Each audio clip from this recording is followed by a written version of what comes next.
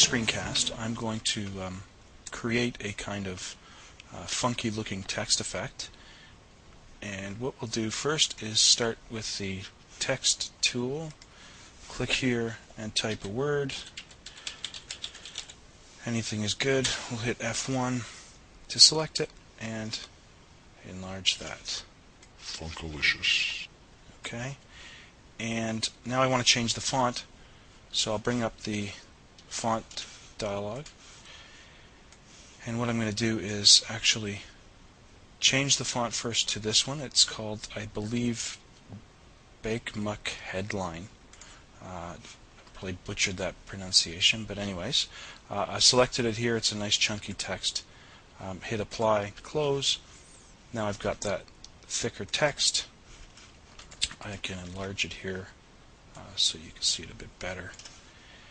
And now what I'm going to do is bring up the fill and stroke dialog box here, and I'm going to do two things. One is I'm going to turn off the fill, and the stroke I'm going to change to black and pick a decent thickness here. Probably 4 is good.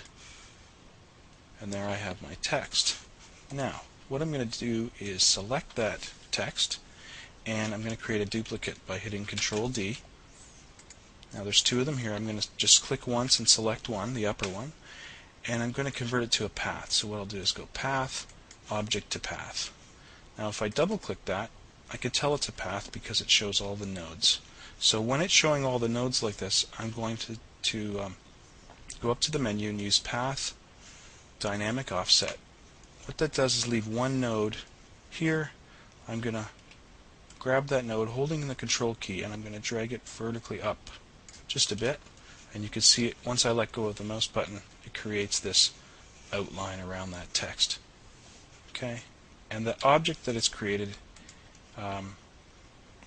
isn't a path. If I double click it, it doesn't give me the nodes. And what I want to do is create another offset. What I have to do then is select that object, hit Control D to duplicate it, and now the duplicate is selected. I'll click Path, Object to Path again. I could double click it, see the nodes again, and again Path, Dynamic Offset, and I'm going to just offset this one again, like that. Okay, you see a little bit of funny stuff going on here at the O. We can fix that later. What I'm going to do now is hit F1 to get the selection tool, or click the selection tool, and I'm going to start filling in colors. So I will select the innermost text and bring over the fill and stroke dialog box, and on the fill I'm going to change it to a glorious dark purple. Okay.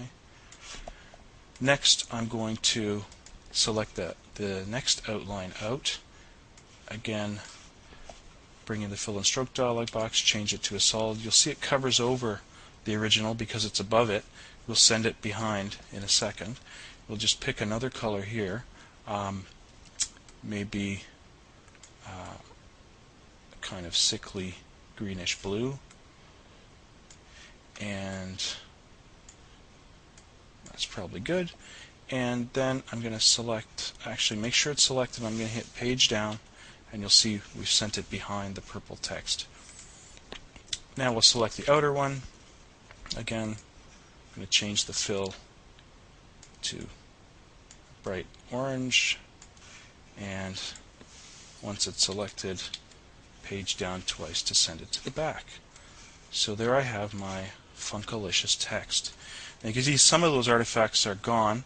You still see a couple of them in here. If you want to get rid of those, you can. What you can do is usually select the one that's a problem. Holding Control, I've dragged it above the rest, and I can double click, or sorry, select it, turn it into a path, double click it, and you'll see those nodes in there are creating those openings. What I can do is just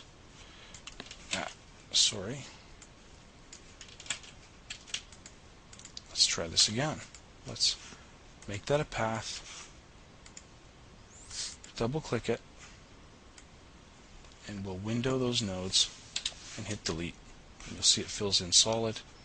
Hit F1 to select it, and I'm going to move it holding the control key, move it back down. Okay, so there I've got my text. One other thing I might do here to kind of spruce it up a bit is select that purple object. I'm going to create a duplicate, move the duplicate up, and now using this curve tool, I'm going to draw kind of a curve through this and then create a closed polygon. Hit F1 to select that polygon, hold Shift and select the text as well. So we've got them both selected. Do path, intersection, so I'm left with just that chopped bit. And now what I'll do is I will set the fill to white, change to stroke, set the stroke to white so you can't see it anymore, and I'm going to drag that object down with the control key down onto my purple text and just lower the opacity a little bit, and that kind of gives it a glossy kind of look.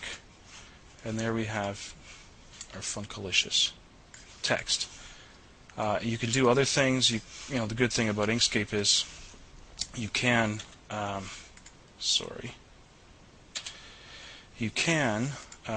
change things later. So you could always click the orange layer and change it to something else.